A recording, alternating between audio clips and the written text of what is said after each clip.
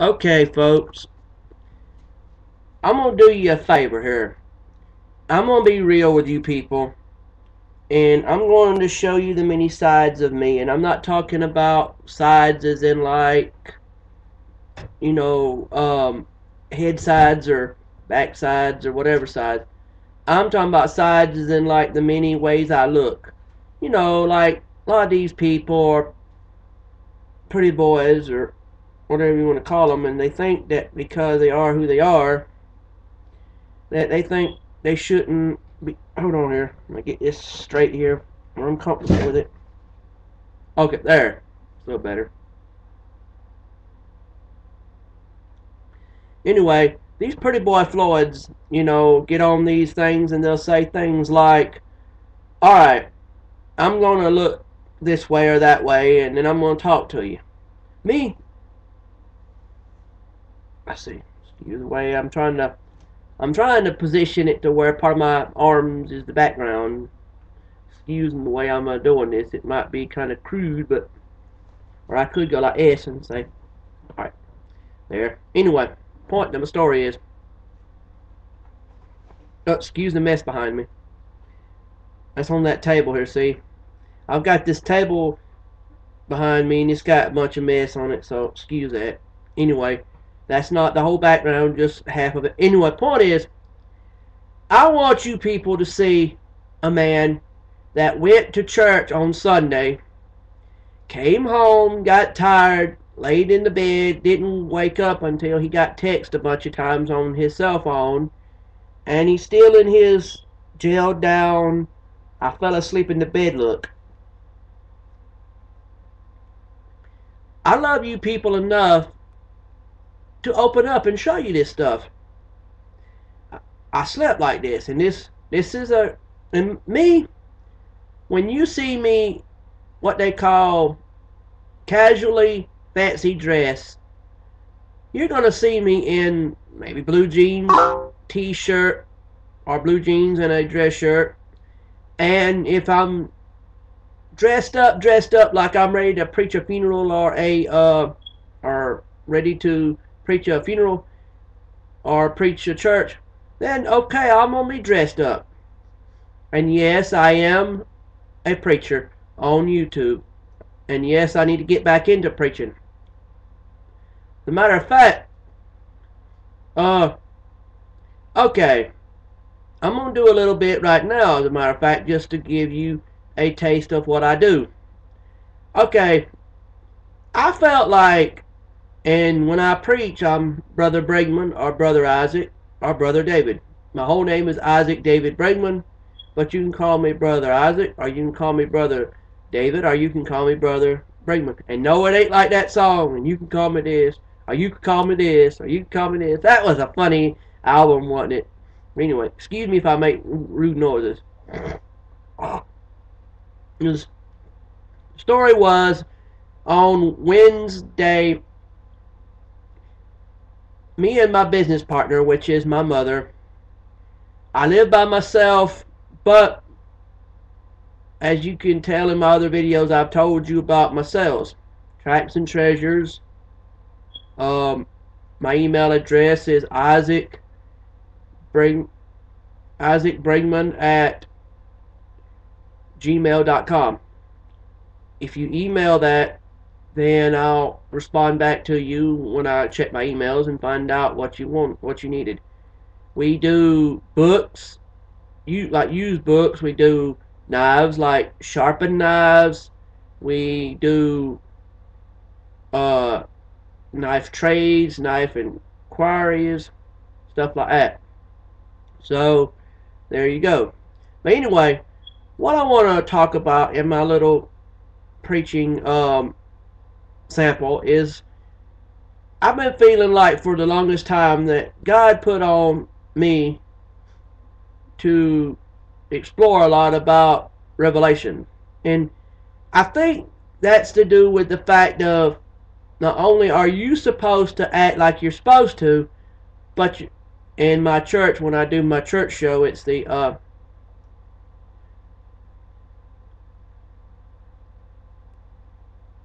YouTube Church of Broxton, Georgia. that is basically because it's on YouTube and it's coming live from good old Broxton, Georgia. If you want to know more about this town, let me know and I'll try to talk to you about it. But anyway, what I believe God was telling me about Revelation was that it's not all about one side of an attitude, like here you are, other people's attitude. It's about your attitude, other people's attitudes, things about that nature. People talk about, well, you have a bad attitude. Okay, whoa, wait a minute. If you're saying that about another person, do you not realize that we all have bad attitudes? We all have good attitudes. And we all have these attitudes where people come into your world and they say things like, hey, if you go do such and such, this is what's going to happen to you. So you go out and do that exact thing they said to do. And as sure as you do it, bam, there you are in jail. Or there you are dead and going to another kind of jail called hell. And you hadn't even bothered to see that. Like, look, did you see that guy that came up to you and told you dead in your eyeballs that he was your friend, but yet he turned around and you felt like your back was hurting and you looked in the mirror and, oh my word, there's a knife in my back. He backstabbed me. Why? Because the backstabbing friend is nothing more than a minion of the devil. Minions are, there's nothing wrong with being a minion. But if you got to be a minion, be one for the Lord. I mean, think about it. The next time Earth Day comes, it'll be on a Sunday, which means we should be thanking the Lord for the world we have. Earth. He gave us the earth. And we need to explore that when that time comes. I will try to make sure to preach when I have okay. See, what I try to do is preach on, the sermons I preach on, I try to do them like this. I go to church, and after the church I go to is over with, then I try to do my church on here. So it's like I go to a church where there's a preacher, and then I turn around and become a preacher on YouTube. But anyway, and now look, before I get started, you hypocrites out there, and you know who you are, you think you're good people. You think you're good people? I got something for you. How you gonna sit there, look at my videos after I've told you about them, and you gonna sit there and say, well, you ain't preaching out the Bible. You ain't preaching this way and that way. Guess what? Last time I checked, Revelation was in the Bible. Revelation was in the Bible. John 3:16 was in the Bible. For God so loved the world that he gave his only begotten Son, that whosoever believes in him shall not perish, but have everlasting life. I thought that in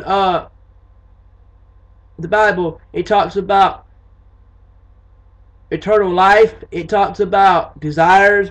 It talks about people saying how there's no right and there's no wrong, and then God and Jesus showed that there was a right and wrong, and you come to find out that if there's such a thing as a right and a wrong, then how come all these people kept saying there wasn't a right and a wrong? See, what it was each person, past, present, and future, even in the Bible, were doubting that there was such good and bad in this world that the Lord talked about. And see, the reason why they doubted it was because there were people in this world telling them that the Lord said that there was this rights and this wrongs in the world. And they didn't believe it because they couldn't see it. They couldn't feel it. They couldn't taste it, touch it. And then one day it hit some of them when they finally saw it. They were like, oh, I get it now. But it wasn't more like, oh, I get it now. It was like, oh my goodness, I get it now. Oh, so. And now the reason why they acted that way about it, excuse me, I was excising my mouth, but anyway, the reason why they acted that way about it was because they saw the devil. Now, granted that there are times in life when you'll see the devil and you don't freak out because You knew sooner or later it was going to happen. You knew it was going to happen sooner or later. So when you saw something that was unexpected, it kind of got you a tad bit worried. But a tad bit worried on a certain level, you're like, oh, okay, this is the devil doing this, miss.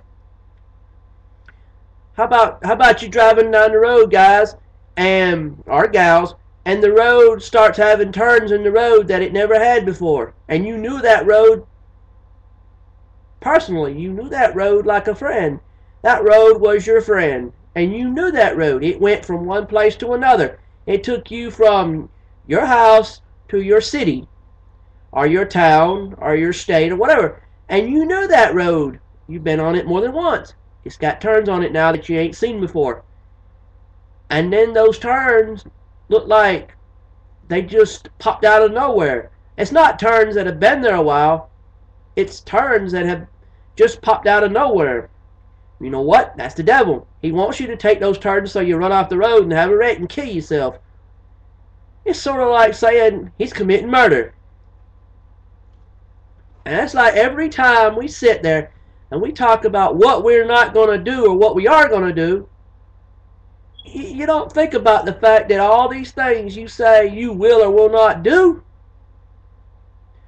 do you not realize that a lot of that stuff you say you will or will not do in life, don't be too boastful or bragful about it, because sure as you say you won't do it, old Satan's going to turn around and say, yeah, you're going to do it all right. I'm going to make you do it.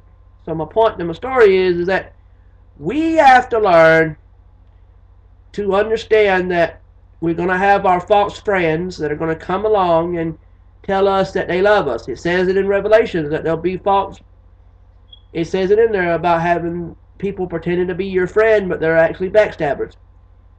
It says it in biblical terms. It also says in the Bible about there being desires. And we should have a desire for the Lord. And we should have a desire to tell the devil, stay behind me. Get away from me. Stay under my feet. We shouldn't be out there. It says in John 3, like I said about John 3:16. And I like that one because if I don't love the Lord, if I don't love God, if I don't love Jesus, where am I going to be? I'm going to be in one position. An open book, an open door for the devil to walk right through and turn me into a house of evil instead of a house of love and whatever. Each one of us are walking houses. We are walking houses. Now look, I understand that when you preach, you have to preach in two forms. One form is from the Bible, and another form is from the heart. But when you speak from the heart, you speak two ways.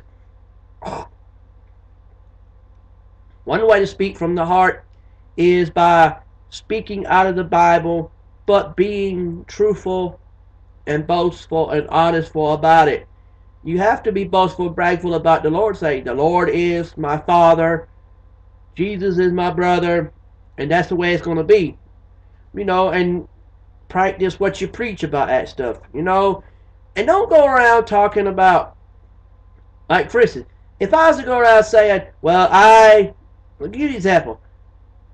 When you speak from the heart, you have to say things like, I'm going to talk two ways from the heart. I'm going to talk about the Bible and read out of the Bible.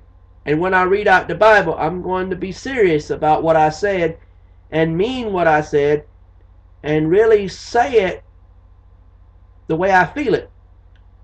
Straight from the heart. Then there's going to be straight from the heart topics where you just talk about, hey, look, this is what God will do for you. And why does it seem like you got to talk from, people get mad at you if you don't talk from the Bible. But yet if you have talked from the Bible, doesn't that say, if I talk from the Bible, like, give an example. Say you're a grown man and you're talking from the Bible. Why do they feel like that's the only language you should speak when you preach is from the Bible? When knowing you got to speak from the Bible and from, you know, your heart. your heart goes in stages. Your heart goes in stages. Stage one your heart goes in is that you speak from the heart and from the Bible at the same time. Let your heart read the Bible to the world, or to your congregation, or to whoever you're speaking to. Number two stage is when you speak from the heart and you